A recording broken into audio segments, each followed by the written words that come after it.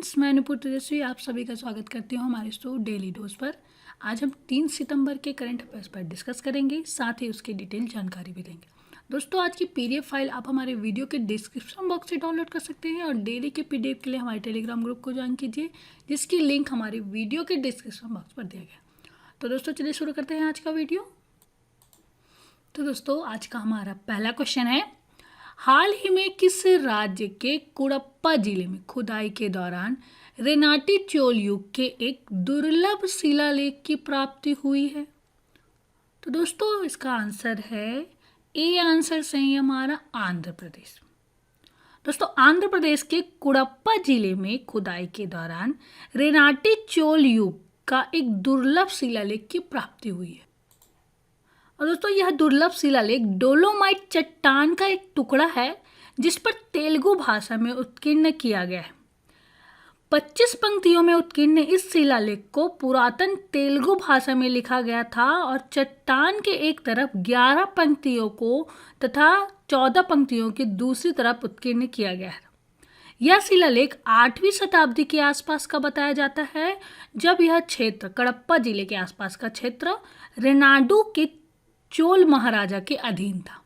Okay दोस्तों, और दोस्तों, ये रेनाती चोल कौन थे? रेनाडू के तेलुगु चोल, जिन्हें रेनाती चोल भी कहा जाता है, रेनाडू क्षेत्र पर शासन करते थे। वर्तमान में यह क्षेत्र कुड़प्पा जिले के अंतर्गत आता है। प्रारंभ में ये स्वतंत्र शासक थे, किंतु बाद में इन्हें पूर्वी चालुक्यों के अधीन स्वीकार करनी पड़ी। उन्हें 7वीं और 8वीं शताब्दी से संबंधित शिलालेखों में तेलुगु भाषा उपयोग करने का अद्वितीय गौरव प्राप्त है। इस वंश का प्रथम शासक नंदीवर्मन था, जिसे करिकेल वंश तथा कश्यप गोत्र का बताया जाता है। इनका राज्य पूरे कुड़प्पा जिले तथा आसपास के अनंतपुर, कुर्नूल और चित्तूर जिले के क्षेत्रों में था। ओके दोस्तों, तो रेनाती चोल के बारे में है ये। तो दोस्तों, याद रखिएगा, आंध्र प्रदेश राज्य के कुड़प्पा जिले में खुदाई के दौरान रेनाटी चोल युग के एक दुर्लभ शिलालेख की प्राप्ति हुई है। ओके, अब दोस्तों, आंध्र प्रदेश के बारे में बात हो रही है। तो हाल ही में आंध्र प्रदेश में निष्ठा, national initiative for school heads and teacher holistic advancement का एक ऑनलाइन कार्यक्रम शुरू किया गया है। 1200 शिक्षाकर्मी के शैक्षणिक कौशल के विकास के लिए निष्ठा ऑनलाइन कार्यक्रम की शुरुआत की गई। ठीक है, याद रखिएगा। और उसके साथ ही भारतीय रेलवे ने आंध्र प्रदेश के गुंटूर से बांग्लादेश तक सूखी मिर्च का एक परिवहन करने वाली एक रेल चलाई जा रही है। और उसके साथ ही बाल मजदूरी के खिलाफ ऑपरेशन मुस्कान कोविड-19 चलाया जा रहा है। ठीक है, और पुलिस ने साइबर अभियान की भी शुरुआत की है। ठीक है, आंध्र प्रदेश पुलिस ने। इसका याद रखिएगा। उसके साथ ही आंध्र प्रदेश की स्थापना 1 अक्टूबर 1953 में हुई। राजधानी है अमरावती। मुख्यालय है मुख्यमंत्री है जगन मोहन रेड्डी। राज्यपाल है विश्वभूषण हरिश्चंद्रन और चीफ जस्टिस है JK माहेश्वरी। अगला क्वेश्चन है दोस्तों, बच्चों के लिए पहला अखबार द यंग माइंड किस राज्य में शुरू किया गया? इसका आंसर है सी। आंसर सही है हमारा असम राज्य में। दोस्तों, गुवाहाटी की 2 महिला उद्यमियों ने बच्चों के लिए विशेष रूप से बच्चों के बीच रचनात्मक सोच को बढ़ावा देने और उनमें पढ़ने और लिखने की आदत डालने के लिए एक अखबार की शुरुआत किया। द यंग माइंड नाम का अखबार नीलम सेठी और नेहा बजाज के द्वारा शुरू किया गया है और यंग माइंड 4 से 14 वर्ष की आयु के बच्चों के लिए डिज़ाइन किया गया है। तो दोस्तों, याद रखिएगा, बच्चों के लिए पहला अखबार द यंग माइंड असम राज्य में शुरू किया गया है। ठीक है, और असम की स्थापना कब हुई? 26 जनवरी 1950 में। राजधानी है दिसपुर। राज्यपाल है जगदीश मुखी और मुख्यमंत्री है सर्बानंद सोनोवाल। चलिए दोस्तों, आगे बढ़ते हैं। अगला क्वेश्चन है हमारा, निम्नलिखित में से किसने गूगल असिस्टेंट पर अपनी कस्टमर सर्विस इनिशिएटिव के तहत AI artificial intelligence based voice chatbot LIGO launch किया है? इसका आंसर है ए। आंसर सही है हमारा ICICI प्रूडेंशियल लाइफ इंश्योरेंस ने। दोस्तों आईसीआईसीआई प्रूडेंशियल लाइफ इंश्योरेंस ने गूगल असिस्टेंट पर अपनी ग्राहक सेवा चैट बॉक्स LIGO पेश की है और यह कंपनी के पॉलिसी धारकों को ओके गूगल में आईसीआईसीआई प्रूडेंशियल लाइफ LIGO या मैं आईसीआईसीआई प्रूडेंशियल लाइफ LIGO से बात कर सकता हूँ जैसे सरल वॉइस कमांड द्वारा अपने प्रश्नों को संबोधित करने में सक्षम होगा। तो दोस्तों याद रखिएगा, आईसीआईसीआई प्रूडेंशियल लाइफ इंश्योरेंस ने गूगल असिस्टेंट पर अपनी कस्टमर सर्विस इनिशिएटिव के तहत AI artificial intelligence based voice chat bot LIGO launch किया है। अगला क्वेश्चन है दोस्तों, निम्न में से किसने स्पाइस ऑक्सी नामक एक पोर्टेबल वेंटिलेटर डिजाइन किया है? इसका आंसर है डी आंसर सही है हमारा, स्पाइस जेट टेक्निक ने। दोस्तों विमानन कंपनी स्पाइस जेट द्वारा स्पाइस ऑक्सी नामक लागत प्रभावी नॉन इनिशिएटिव पोर्टेबल वेंटिलेटर विकसित किया गया है और यह एक compact portable non invasive ventilator device है जो सांस के हल्के या मध्यम स्तर की समस्या वाले रोगियों के लिए एक प्रभावी समाधान। Made in India spice oxy spice jet की सहायता से कंपनी स्पाइस जेट टेक्निक के इंजीनियरों की एक समर्पित टीम द्वारा इनोवेशन लैब में डिजाइन किया गया है और स्पाइस ऑक्सी को अंतर्राष्ट्रीय एजेंसी TUV द्वारा प्रमाणित किया गया है। तो दोस्तों याद रखिएगा, स्पाइस जेट टेक्निक ने स्पाइस ऑक्सी नामक एक पोर्टेबल वेंटिलेटर डिजाइन किया है। अगला क्वेश्चन है दोस्तों, हाल ही में 7 साल में ग्रैंड स्लैम एकल मुख्य ड्रॉ मैच जीतने वाले पहले भारतीय कौन बन गए हैं? इसका आंसर है बी आंसर सही हमारा, सुमित नागल बन गए। दोस्तों भारत के Sumit Nagal US Open tennis tournament के दूसरे दौर में पहुंच गए हैं और उन्होंने कल रात अमेरिका के ब्रैडली क्लहान को पहले दौर में 6-1, 6-3 और 3-6, 6-1 से हराया। दुनिया के 122वें नंबर के खिलाड़ी सुमित नागल पिछले 7 वर्षों के में ग्रैंड स्लैम के सिंगल मुकाबले में मुख्य ड्रॉ में मैच जीतने वाले पहले भारतीय हैं। इससे पहले 2013 में Somdev Barman Australian Open, French Open और US ओपन के दूसरे दौर में पहुंचे थे। दूसरे दौर में सुमित नागल का मुकाबला ऑस्ट्रेलिया के डोमिनिक थिएम से होगा। ठीक है दोस्तों, तो याद रखिएगा, 7 साल में ग्रैंड स्लैम एकल मुख्य ड्रॉ मैच जीतने वाले पहले भारतीय सुमित नागल बन गए। चलिए आगे बढ़ते हैं। अगला क्वेश्चन है हमारा, हाल ही में प्रेस ट्रस्ट ऑफ इंडिया के अध्यक्ष के रूप में किसे चुना गया है? दोस्तों इसका आंसर है ए आंसर सही है हमारा, अविक सरकार को चुना गया है। एमेरिटिक संपादक और आनंद बजाज ग्रुप ऑफ पब्लिकेशन के उपाध्यक्ष अविक सरकार को प्रेस ट्रस्ट ऑफ इंडिया का नया अध्यक्ष चुना गया है। वह पंजाब केसरी अखबारों समूह के मुख्य संपादक विजय कुमार चोपड़ा की जगह लेंगे। अविक सरकार भारतीय पेंगुइन बुक्स, पेंगुइन इंडिया के संस्थापक, प्रबंधक, निदेशक और बिजनेस स्टैंडर्ड्स के संस्थापक संपादक है और ABP ग्रुप द्वारा 2003 में स्टार न्यूज के अधिग्रहण में महत्वपूर्ण भूमिका रही है। और इसके साथ ही दोस्तों प्रेस ट्रस्ट ऑफ इंडिया का मुख्यालय है नई दिल्ली में। तो दोस्तों याद रखिएगा, हाल ही में प्रेस ट्रस्ट ऑफ इंडिया के अध्यक्ष के रूप में अविक सरकार को चुना गया है। चलिए आगे बढ़ते हैं। अगला क्वेश्चन हमारा, हाल ही में नए चुनाव आयुक्त के रूप में किसने अपना कार्यभार संभाल लिया है? इसका आंसर है डी आंसर सही हमारा, राजीव कुमार ने। दोस्तों भारत के नए चुनाव आयुक्त के रूप में राजीव कुमार ने पदभार ग्रहण कर लिया है और उन्हें अशोक लवासा के स्थान पर चुनाव आयुक्त बनाया गया है। लवासा एशियाई विकास बैंक के उपाध्यक्ष नियुक्त किए गए हैं और राजीव कुमार को प्रधानमंत्री नरेंद्र मोदी की महत्वाकांक्षी प्रधानमंत्री जनधन योजना और मुद्रा ऋण योजना जैसी प्रमुख योजनाओं में अहम भूमिका निभाने के लिए जाना जाता है। तो दोस्तों याद रखिएगा, नए चुनाव आयुक्त के रूप में राजीव कुमार ने कार्यभार संभाला है और उन्होंने अशोक लवासा का स्थान लिया है। अगला क्वेश्चन है दोस्तों, ऑस्ट्रेलिया ने भारत के साथ व्यापारिक रिश्ते को मजबूत बनाने हेतु पूर्व क्रिकेटर मैथ्यू हेडन और भारतीय मूल की किस राजनीतिज्ञ को अपना व्यापार दूत नियुक्त किया है? तो दोस्तों इसका आंसर है सी आंसर सही हमारा, लीसा सिंह को। ऑस्ट्रेलिया ने भारत के साथ व्यापारिक रिश्ते को मजबूत बनाने के लिए पूर्व क्रिकेटर मैथ्यू हेडन और भारतीय मूल की राजनीतिज्ञ लीसा सिंह को अपना व्यापार दूत नियुक्त किया है। विदेश मंत्री मैरिस पायनी के मुताबिक board of Australia India council में 3 नई नियुक्तियां की गई है और अध्यक्ष के तौर पर अशोक जैकब की पुनर्नियुक्ति की गई है। लेबर पार्टी की पूर्व सीनेटर लीसा सिंह को उपाध्यक्ष बनाया गया है। तो दोस्तों याद रखिएगा, ऑस्ट्रेलिया ने भारत के साथ व्यापारिक रिश्ते को मजबूत बनाने हेतु पूर्व क्रिकेटर मैथ्यू हेडन और भारतीय मूल की राजनीतिज्ञ लीसा सिंह को अपना व्यापार दूत नियुक्त किया है। चलिए आगे बढ़ते हैं। अगला क्वेश्चन है हमारा, भारत का लक्ष्य किस वर्ष तक 100 मिलियन टन कोयले का गैसीकरण करना है? इसका आंसर है सी आंसर सही हमारा, 2030 तक।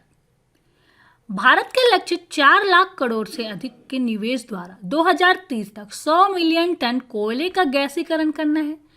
और कोयला गैसीकरण और द्रवीकरण का एक वेबिनार को संबोधित करते हुए जोशी ने यह बताया है कि ईंधन को स्वच्छ स्रोतों के उपयोग को प्रोत्साहित करने के लिए सरकार ने गैसीकरण के लिए इस्तेमाल होने वाले कोयले की राजस्व हिस्सेदारी में 20% की रियायत प्रदान की। उन्होंने कहा कि 10 करोड़ टन गैसीकरण का लक्ष्य 3 चरणों में हासिल किया जाएगा और जिसमें 4 लाख करोड़ रुपए से अधिक का निवेश होगा। तो दोस्तों याद रखिएगा, भारत का लक्ष्य 2030 तक 100 मिलियन टन कोयले का गैसीकरण करना है।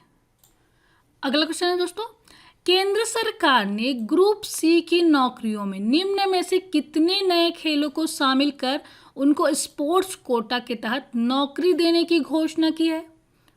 इसका आंसर है सी आंसर सही हमारा, 20 नए खेल। कार्मिक एवं प्रशिक्षण विभाग DOPT भारत सरकार ने 20 नए खेलों के एथलीटों को खेल कोटा का लाभ दिए जाने के लिए खेल विभाग का प्रस्ताव स्वीकार कर लिया है और केंद्र सरकार के कार्यालयों में प्रतिभाशाली खिलाड़ियों की नियुक्ति के लिए पात्र खेलों की सूची में अब खेलों की संख्या 43 से बढ़कर 63 हो गई है। इसमें मल्लखंब, टग ऑफ वॉर, रोल बॉल और जैसे स्वदेशी तथा पारंपरिक खेल शामिल हैं। DOPT कार्मिक एवं प्रशिक्षण विभाग द्वारा जारी संशोधित सूची में शामिल 20 नए खेल इस प्रकार हैं: baseball, body building, cycling, polo, deep sports, fencing, kudo, mallakhamb, motor sports, netball, para sports, pencak silat, roll ball, rugby, sepak takraw, soft tennis, shooting ball, 10 pin bowling, triathlon, tug of war और ऊशु।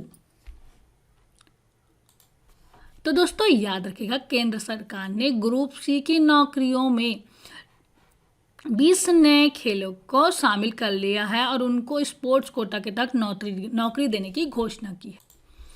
चलिए आगे बढ़ते हैं दोस्तों। अगला question है हमारा, रक्षा मंत्री राजनाथ सिंह ने शंघाई कॉरपोरेशन ऑर्गेनाइजेशन के सदस्य देशों की बैठक में हिस्सा लेने के लिए निम्न में से किस देश के लिए रवाना हुए हैं? इसका आंसर है सी आंसर सही हमारा, रूस देश के लिए।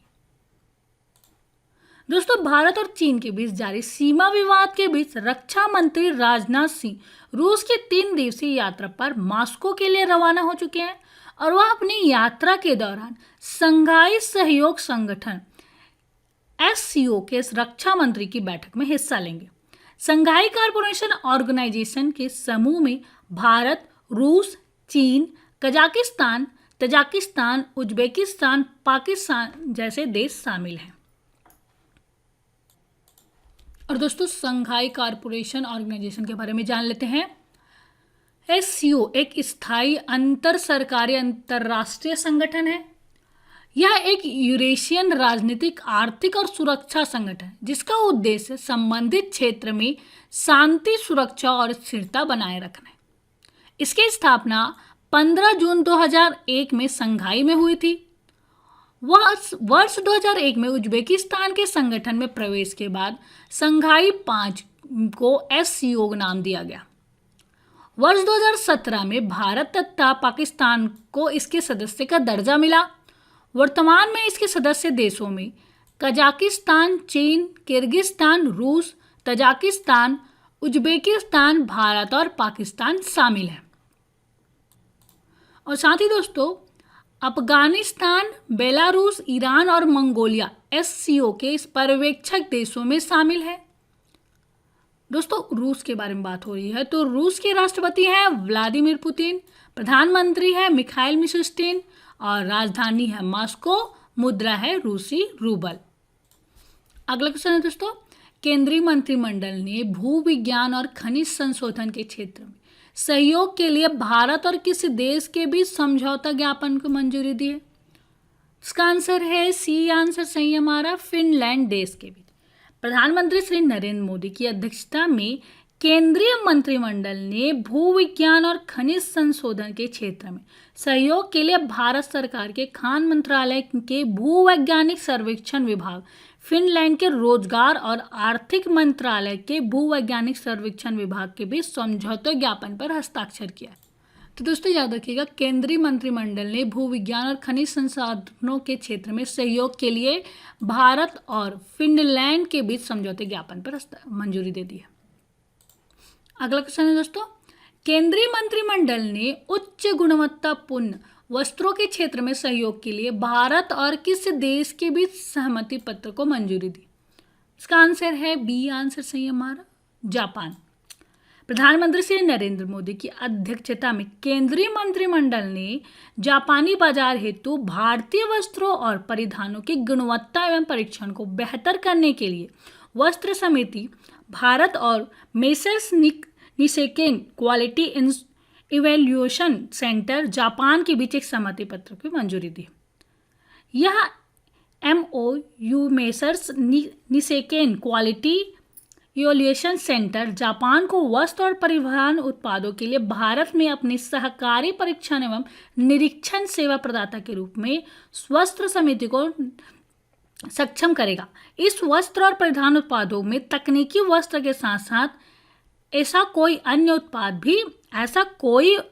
उत्पाद भी शामिल हो सकेगा जिन पर घरेलू और विदेशी ग्राहकों दोनों के लिए बाद की किसी स्थिति पर परस्पर सहमति व्यक्त की जाए। तो दोस्तों याद रखिएगा, केंद्रीय मंत्रिमंडल ने उच्च गुणवत्तापूर्ण वस्त्रों के क्षेत्र में सहयोग के लिए भारत और जापान के बीच एक सहमति पत्र पर मंजूरी दी। और दोस्तों जापान के बारे में बात हो रही है। जापान की राजधानी है टोक्यो, मुद्रा है जापानी येन, प्रधानमंत्री है शिंजो अबे। अगला क्वेश्चन है, कैबिनेट ने सिविल सेवा क्षमता निर्माण के लिए किस मिशन को मंजूरी दी? इसका आंसर है डी आंसर सही हमारा, मिशन कर्म योगी।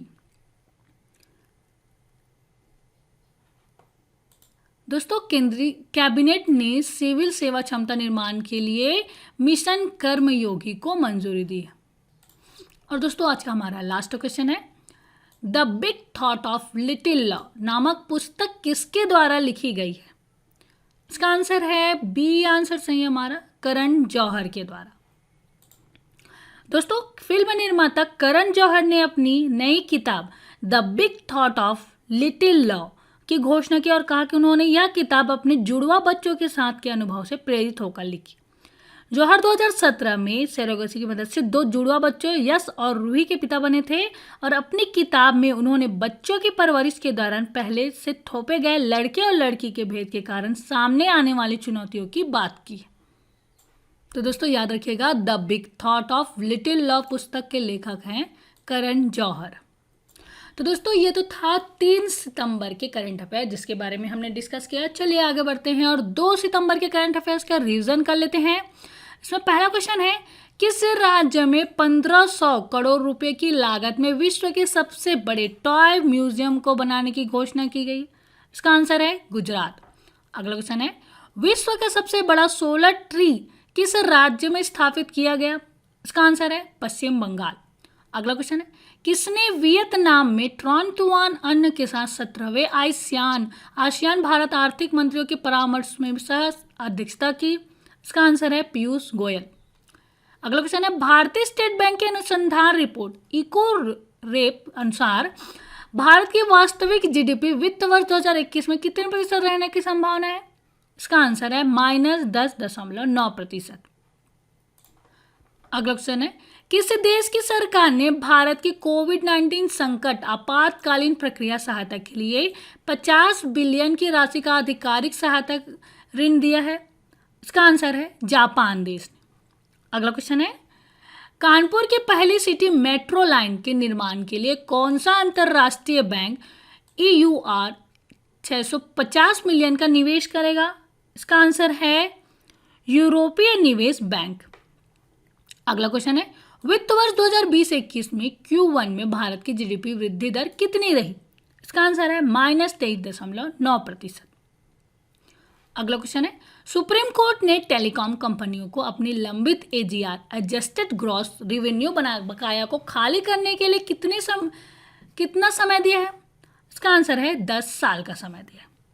अगला क्वेश्चन है, किस IIT ने दस्तावेजों की स्कैनिंग करने में इस्तेमाल करने वाली चीन के ऐप के विकल्प के रूप में एक कैम स्कैनर की शुरुआत की है? इसका आंसर है IIT बॉम्बे ने। अगला क्वेश्चन है, किसने भारतीय नौसेना के चीफ ऑफ मटेरियल का पदभार संभाला है? इसका आंसर है SR शर्मा ने। अगला क्वेश्चन है, केंद्रीय रिजर्व पुलिस बल CRPF श्रीनगर सेक्टर की IG के रूप में नियुक्त होने वाली पहली IPS अधिकारी कौन बन गई है? इसका आंसर है चारू सिन्हा। अगला क्वेश्चन है, हाल ही में मिंत्रा ने एक नए ब्रांड एम्बेसडर के रूप में किसे नियुक्त किया है? उनका नाम है कियारा आडवाणी। अगला क्वेश्चन है, भारत का 51वां अंतर्राष्ट्रीय फिल्म महोत्सव 20 से 28 नवंबर तक कहाँ आयोजित किया जाएगा? इसका आंसर है गोवा। अगला क्वेश्चन है, किस बैंक के साथ वेदांता ने 10,000 करोड़ रुपए के दीर्घकालिक सिंडिकेटेड ऋण के लिए समझौता किया है? इसका आंसर है भारतीय स्टेट बैंक। और लास्ट क्वेश्चन है दोस्तों, हाल ही में कार्टून श्रृंखला स्कूबी डू के सह निर्माता जो रूबी का निधन हो गया, वह किस देश से संबंधित है? इसका आंसर है अमेरिका देश से संबंधित है। तो दोस्तों ये तो था 2 सितंबर के करंट अफेयर्स का रीजन। तो दोस्तों आज का वीडियो कैसा लगा प्लीज़ हमें कमेंट करके बताइए। अच्छा लगे तो लाइक कीजिए और ज़्यादा से ज़्यादा अपने दोस्तों को शेयर कीजिए। अभी तक आपने हमारे चैनल को सब्सक्राइब नहीं किया है तो प्लीज़ सब्सक्राइब कीजिए और डेली की नोटिफिकेशन के लिए बेल आइकॉन को प्रेस कीजिए। तो दोस्तों कल फिर मिलते हैं एक नए वीडियो के साथ, तब तक के लिए गुड डे, बाय।